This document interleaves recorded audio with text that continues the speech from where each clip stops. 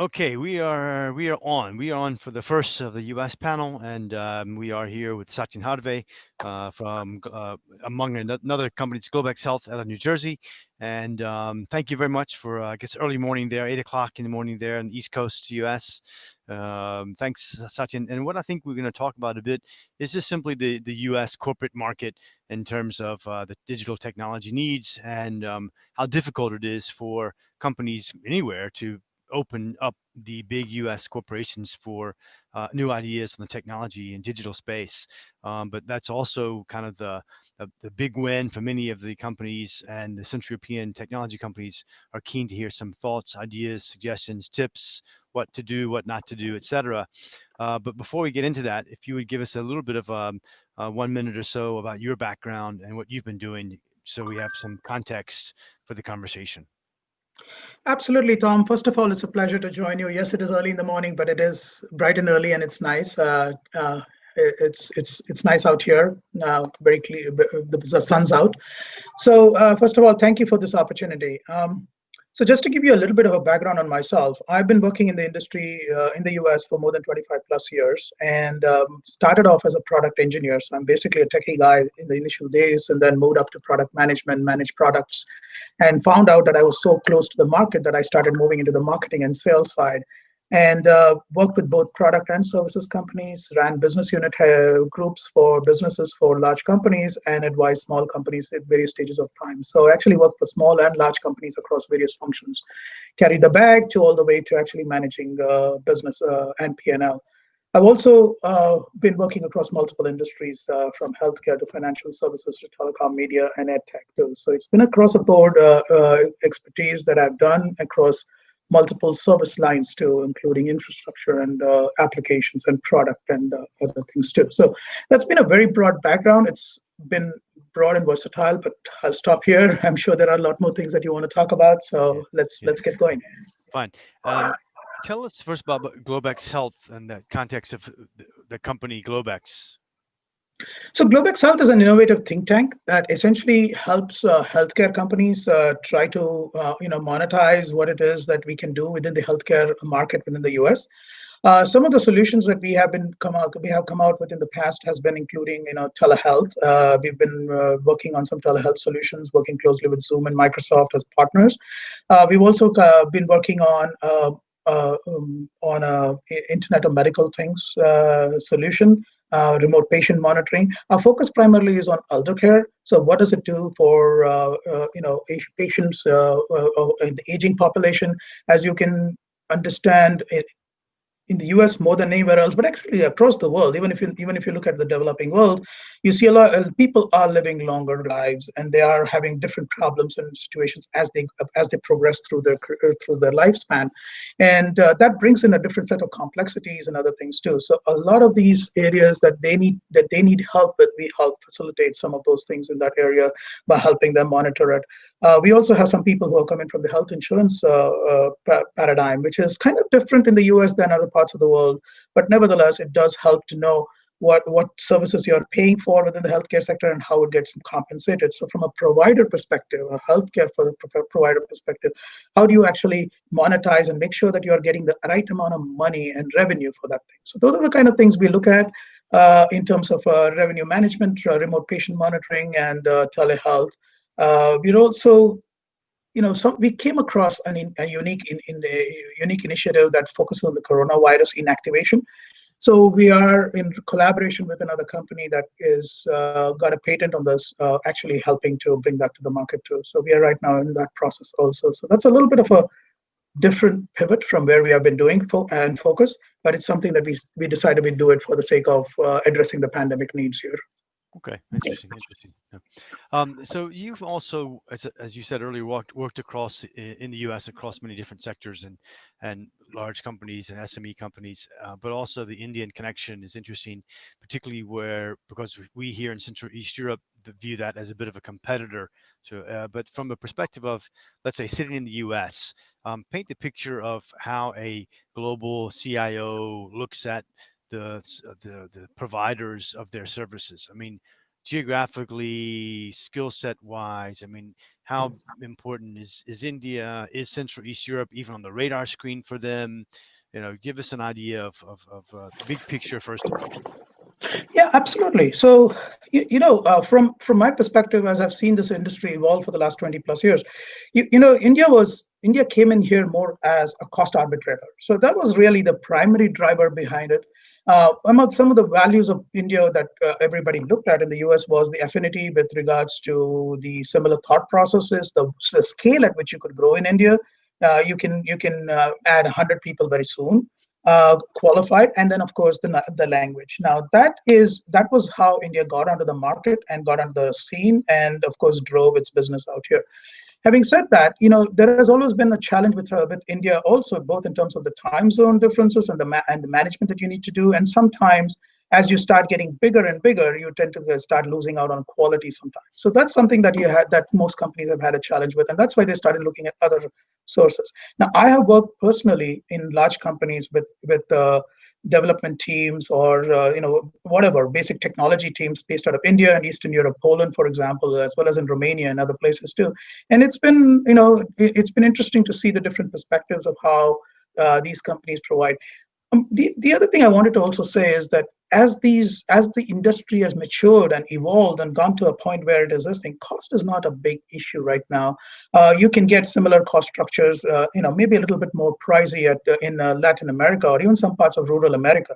But at the end of the day, as technology evolved, you mentioned about digital transformation. There's a whole thing going on with digital transformation, cloud, Internet of Things, and all of these new areas that are waiting to be tapped. Now, artificial intelligence, machine learning, data analytics. How do you actually do that? Well, data scientists are required. How do you do that? The way you do it is go after talent. And that's where I think you really need to show as a unique ability to say that I am different from the other guys, right? How do I actually get into the market and get the attention of a US decision maker?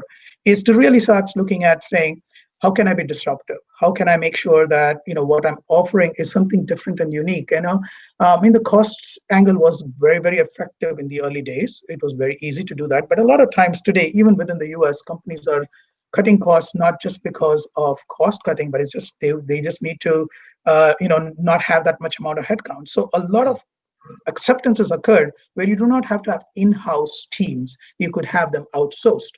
So when you're talking about outsourced, then you start looking at, cost is a factor, but it's not the main driver. It's basically how do you get your product out in the timely fashion, or how do you get your IT support out if you're running a business that's dependent on IT but has nothing to do with IT. So how do you do all of these things? And that's where I think you want to do that. The other thing I think that's of significant value from a geographic perspective and from where companies from Central and Eastern Europe can really add value is how do you disrupt, right? What's the uniqueness that you bring in terms of talent? How can you look at the business value? Because ultimately, a lot of companies here have, they're not, IT used to be a cost structure, used to be a cost dynamic. They never had a seat at the board. But Yes. today, you do have a seat at the board because now there are many times turning around, especially with digital transformation, to say, hey, you know what? I need to see how I can improve my business process, how I can improve my revenue. Can you help me drive more revenue into my company and help me grow? So what has had transformed us, you get now a seat in some of the strategic decisions that the company is making. And okay, I'm with you on that. Let's talk a little bit about mistakes made and some dramatic successes in terms of new entries. Let's say that you had an Indian company or a Central European company or someone else. Have you seen? What kind of is your most classic mistake? You might have alluded to it, the cost, leading with cost only. But what else can the companies from outside the U.S. do to get under the skin, if you will, of the U.S. mid-sized companies? No, I think so. I've not just worked with Indian companies. I've also worked with Latin American companies. I've actually done a lot of work with Argentina and Brazil and Chile and other places too, and Colombia. I see some talent in Colombia. I see some talent in Argentina that's uniquely different from what I see in India. So if I were to go and outsource a company, outsource my work today, if I've got a lot of routine IT things, the software development activities, I'd probably go to India and say that, hey, you got something to do. It's also disconnected. I don't necessarily have to be in the same time zone and other things too. However, if I'm looking at something more design oriented, now I know there are some pockets of availability in India, and I'm sure there's some in Central Europe too. But I see a lot of that coming out of South America and saying, here's a capability that I can bring out in terms of a studio like setting and bring out some creative ways of presenting this capability to you, right? So the digital transformation is all about customer experience. So that's where I think a lot of times the edge is there for people who bring out not just the technology, but also the business value and the customer engagement that needs to be done. So that's where I see, companies from Latin America and South America that have that ability that can, that are also in the same time zone that help facilitate that. I see a lot of that in also from Central Europe. I mean, I've worked with companies in Poland and Romania that had very good deep skills in certain areas that would definitely be of value in the US too. So it's a mixture of all of these things. I think at the end of the day, the companies in the US are also looking at a broad-based um, uh, approach to making sure that they're not um, pigeonholed into one area Yeah, or the other. right. Or let's say all their eggs in one basket in one geographic Exactly. zone, whatever it might be. Yeah. Exactly. Yeah. Yeah. Yeah. Yeah. And if we look at this year, or last year's, the COVID situation, at the last session, I just asked them a bit about what they can see happen next 2 or 3 years. Same question to you. What kind of unusual things are going to happen because of COVID in the next 2 or 3 years in terms of corporates and digital, and in terms of how they will change, will adapt? Give me 1 or 2 or 3 kind of crazy predictions of the companies, how they're adapting and changing based on last year's experiences. Yeah. No, I mean, the pandemic has been a game changer in a lot of ways, right? I mean, if you really look at it, even though people were getting used to being more flexible in their work arrangements, it has changed a lot over the last 1 year. People are more open, and they are now recognizing the fact that that you could work from home, and you don't necessarily have to have an oversight on everybody to make sure that they are delivering what they're supposed to be doing. So the pandemic has changed that perspective, and many times now people are, you might almost consider. I mean, I know, for example, a lot of people in New York City who would go to work, especially from the suburbs of New York, from the area with long commutes, would go into work for 4 days a week, and then Fridays usually work from home. And I suspect that come after the pandemic, you might have a reverse where you might have people working 4 days a week from home Yeah, and then get in for a day just to yeah, just to make sure that you have that interpersonal connection and you have a conversation with somebody and you put a name to a face of somebody who you are always talking to on the phone or in videos and other things too. So that's how I think I see that as one of the possibilities. A lot of companies are large companies who never ever assumed that they would allow people to work from home or expected people to be in the office are now essentially closing down their offices and saying, "Go work from home. You're permanently working from home."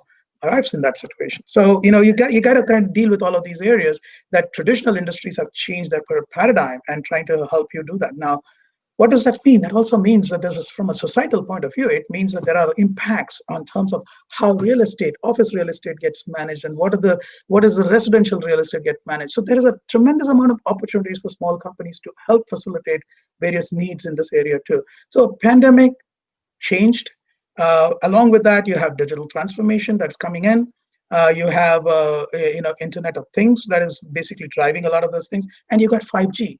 I think all these different skills are bringing in new areas of disruptive technologies that mhm, can create new solutions for this evolving landscape that's happening with work from home and post pandemic, and the fact that it's a dispersed talent base. I mean, companies like Facebook, Intel are all saying you can go work anywhere. You can work yeah, in Montana and still be part of the Silicon Valley club, right? So, yeah, yeah, so how do you actually manage all of these things? So those are some of the things that all companies have to deal with, have to work with, and figure out how their unique approaches, their unique product offerings, their unique solution offerings, how does that help them facilitate the growth, their own growth? yeah. We had one of our speakers who when I asked him where he's based, he refused to give me an answer. He said, It doesn't matter where I'm based. I'm based in the U.S.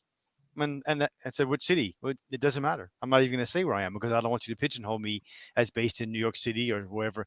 I'm in the U.S. So that was Yeah, interesting to comment. You yeah. didn't want to say that. That would not have happened a year ago. Let's talk about startups, early stage companies, technology, especially given the capital markets of New York and the very dynamic, disruptive technology world of the U.S., where things are changing and coming, disrupting, creating, destroying, and lots of money being thrown at different types of companies. One of the things that some of the companies here specialize is in helping startups or scale ups tap into the technology they need to do that scale up very quickly. Have you worked any much with VCs or accelerators or small companies?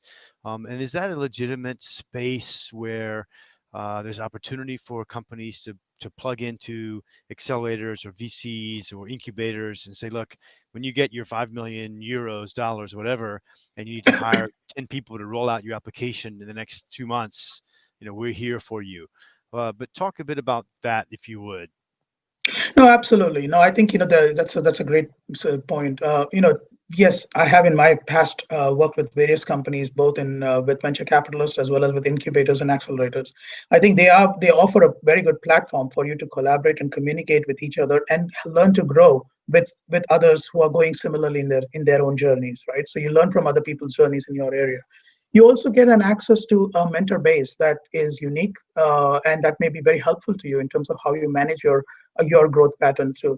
A lot of times, small companies tend to be very inward looking because they have a founder or somebody who's got very, very good visionary insights, but doesn't have the perspective of the broader market or may not have the experience or the skill sets across different industries.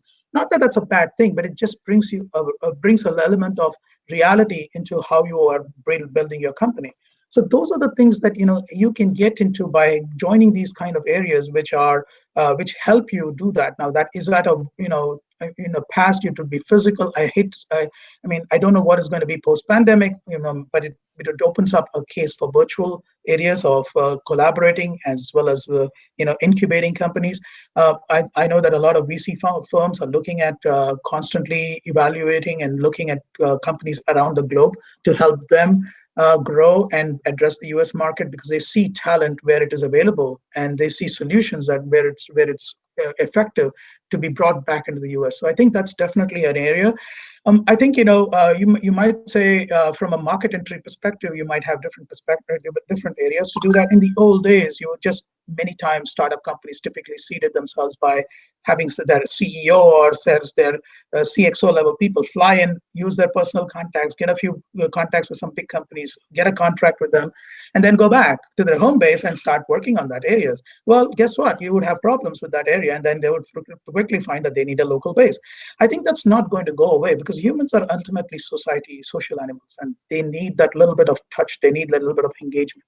So the key to all of this, even though you might have the greatest solution in your stable, the key really is how you build relationships, how you build relationships with the key decision makers in the U.S. market, how you sustain those relationships, how we are able to do it as close to the market as possible, because you do need to have the awareness of what the market demands are, both in terms of their own company's needs as well as their competitors' needs, as well as the broader industry and market needs. So you need to have that perspective, and sometimes you need to have a local presence for that area. So the market entry sometimes may be still virtual, but it still requires some awareness of the local dynamics. Okay. Okay. I want to go back to the health angle, the medical and the COVID situation and GlobexHealth or whatever else you're doing in the health space. Of course, that's kind of on fire again right now. So much happening in that particular space. Can you talk a bit more about the mood in the U.S. for funding or starting up or developing, med tech, anything health related types of companies? Just give us some overview of how hot that space is now and what types of areas are particularly ripe for growth or opportunities. Yeah, no, absolutely. Great question. I think it's healthcare. if you traditionally look at it as an industry, has been always a laggard. If you're in the terms of adoption of any new processes or Right. technologies, and probably for good reason. I mean, even 20 years back, The you would always regulations have slow it down, pharma. right? Yeah, Yeah. you're dealing with people's lives. You're not dealing with numbers as in a financial, but as financial services leads in adoption in every single way. So if you look at that from that point of view, healthcare has always been a laggard in terms of adoptions. Now the digital transformation is swinging through the world. The demographics, the people demographics is changing, where the demand is more for, I want things now and I want it my way. It's Mm. not the old way that where the things this thing. So I mean, and this is probably due to social media, maybe due to Facebooks of the world or what have you. So and the millennial population that requires things too. So from a healthcare perspective, those requirements are now coming in here. So how does healthcare manage itself? Well, enter the COVID, the pandemic, which essentially, as I think Satya Nadella from Microsoft made this comment, what would have happened in 10 years is now happening in 10 months. Right. And this is the transformation that's occurring from a healthcare and from an education technology perspective too. I think these are the two areas that are significantly growing in this space, and I'm actually advising two companies in this area. So that's where I think you'll see a tremendous transformation. The demands are changing, where people want. I mean, telehealth today is now becoming norm in the US. Yeah. Even a year back, telehealth was being offered and was being pushed down to say, hey, why don't you do it through telehealth? You don't have to come into the doctor's office. But people would still say, I really don't know. I want to be in the doctor's office and make Yeah. sure that I get the right kind of care. That's not changing. And they're saying, I don't really want to go to the doctor's office. Can I just do it on tele? And that's becoming more the norm. And as the people's expectations change, that's there. Internet of Things is now driving a lot of those decisions. You can actually do more remote monitoring of patients in their own home settings. The worst thing is for somebody to go away from their home setting and pull them out especially in an aging environment, right? So aging and elderly population. So you want to make sure that they are in a comfortable environment. So these are the transformations that are occurring. The thing that's holding back some of it is the fact that in the US the payment structures are still stuck in the old ways. So how do you transform that, and how do you do that? And I think there's a tremendous amount of pressure on the system to do that. CMS, which runs the largest Medicare, Medicaid population and defines the services that can be offered and charged for, is also transforming. They loosened up a lot of their rules for the pandemic, and there's a tremendous amount of pressure on them to not go back to the old. So is there going to be a switch on and off? Probably not. It's going to be a graded effort to move from where we were in the past 2 years back to where we will be 2 years from now.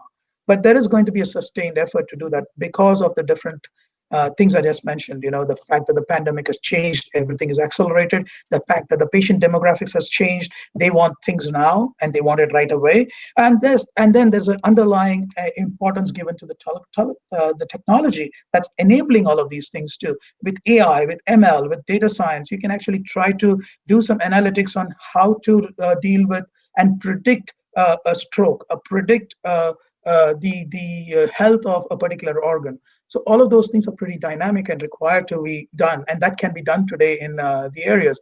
On the insurance side, you can look at how do you actually do fraud analytics. That's something that could not be done with computing capabilities and other things. So you can do that today.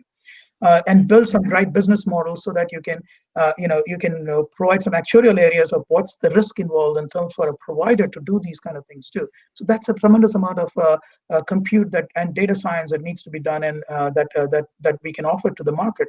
So there are these areas where you are looking at integrating a lot of these different disciplines into the healthcare framework. I mean, I know people who are manufacturing socks for diabetes, and that helps you, manage your chronic conditions better.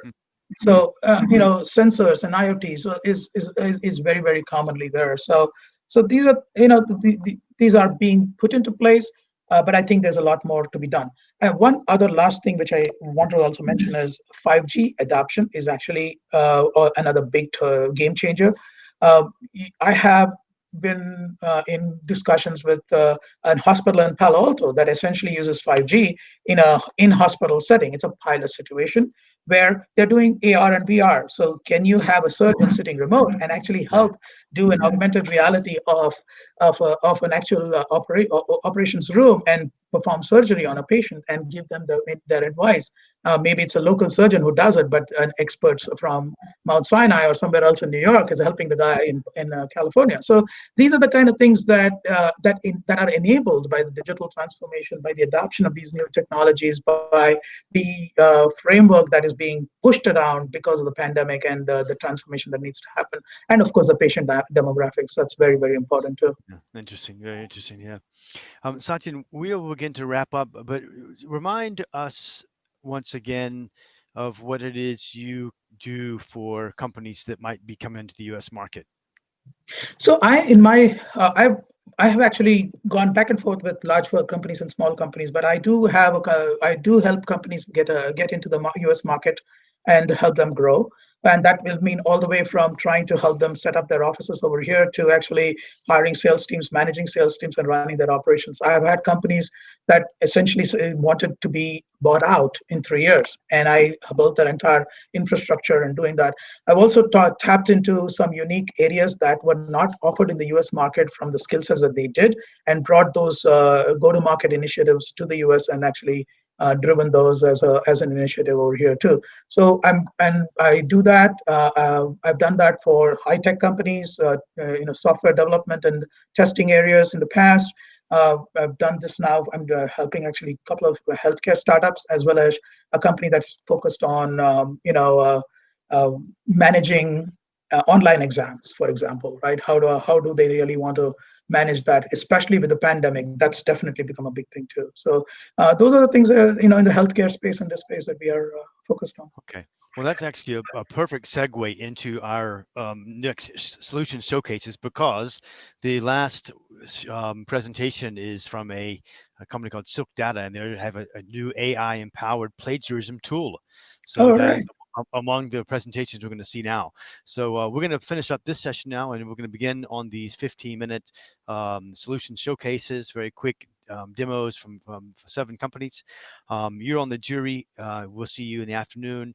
Thank you very, very much for your time. Hopefully stick around to watch the presentations now. And I think a few guys might want to meet with you as well. So keep your eye on your top right button on your profile on the hop-in page, because some guys may be asking you for meetings as well. Sure, absolutely.